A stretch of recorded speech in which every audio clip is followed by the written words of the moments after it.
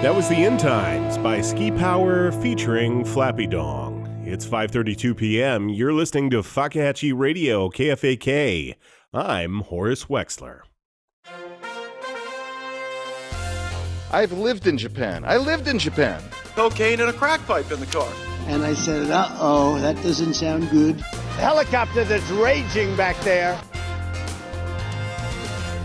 Here are the headlines from around the globe currently trending on the FakahatcheeGazette.com website. FakahatcheeGazette.com. We give you just enough news to hang yourself with. Lonely Spanish researchers have identified 298 sex spots on a beach, but are looking to use just one of them. Walmart announces a new Black Friday Travis Scott collaboration. Portugal has banned employers from contacting workers outside of working hours by phone, message, or email, but left open an important yelling outside their home loophole for extremely angry bosses. And are you a Squid Game? Are you squidding in a Squid Squad? More desperate references to pop culture for us to stay relevant coming up later in the show. Turning to world news. Venomous sharks have been discovered in London's Thames River. The spur dogs, a fish almost 2 feet long and covered in venomous spines, have returned to a river that was declared biologically dead in 1957.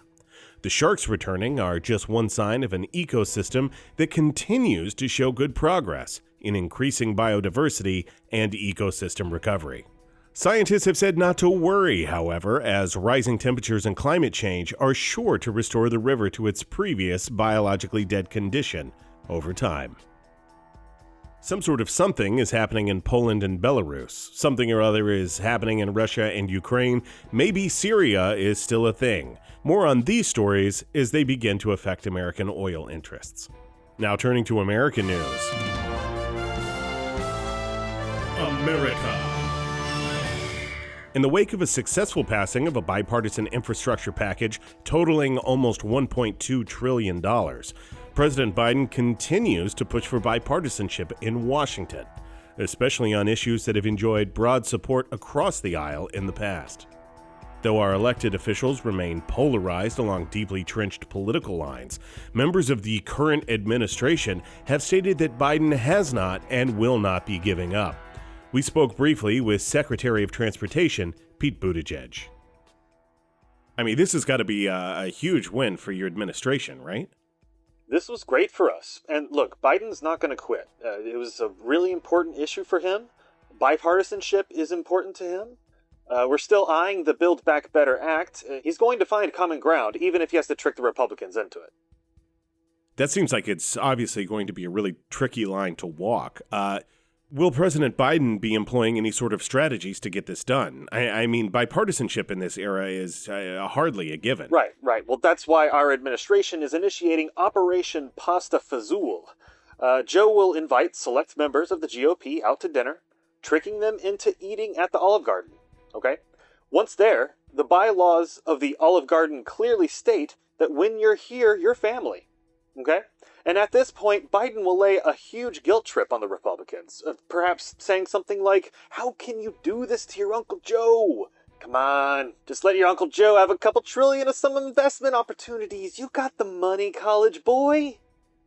We think this could be highly effective, especially because we anticipate the never-ending pasta bowl and unlimited salad and breadsticks could trap the Republicans at the table, unable to leave until a deal has been made or somebody picks up the check.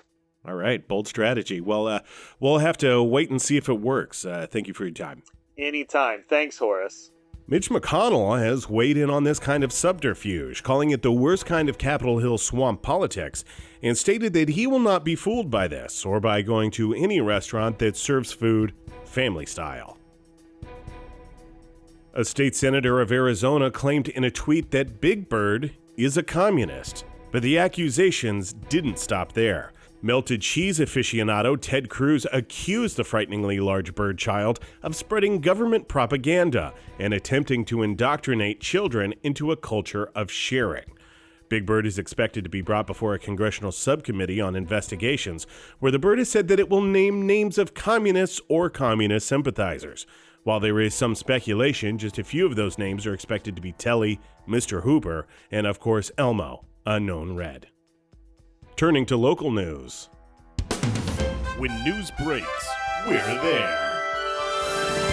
It was a scene of horror as best-selling author Dan Brown was crushed to death by a giant glass pyramid that shook loose from its base when the float he was riding on rear-ended another float during the Fakahatchee Mayor's Day Parade.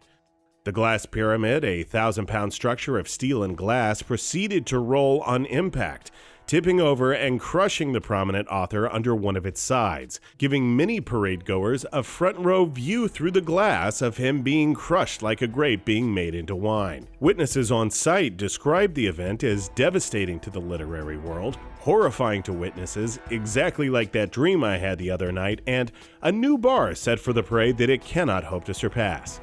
While Mr. Brown's family grieves his passing, many are already pointing fingers, attempting to assign blame for the high-profile death. Attorney Mike Hammer, who previously defended the Lobster King, will be representing the family, but it's not immediately apparent who he'll be suing, as not everyone can agree on who's actually at fault, with a small section of attendees even blaming Dan Brown himself. He's an author. They're supposed to be smart. You shouldn't have come here if you wanted to stay safe in the first place. Look, I'm thinking this is probably just the next segment of the code, right? I'm just trying to figure out what it means because I don't think he actually died, even though his blood did end up on my jeans. I blame those old folk. Why they fighting? Plenty of tribes where the old people would just fuck off into the woods and let the rest of everybody just get on with it. More on this story as it develops, as long as it remains interesting. Join me this evening at 5 o'clock for my show Night Drive, where we'll be talking about all the week's events and you can share your thoughts and opinions. For Fakahatchee Radio, KFAK, I'm Horace Wexler. Squid Game, Squid Squid, Squid Game, Squidding, Squat, Squid, Squid, Squid Squad, Squad, Squidding, Squid, Squid, Squid Game, Squid Match, Squid Match Off, Squid Face Off, Squid.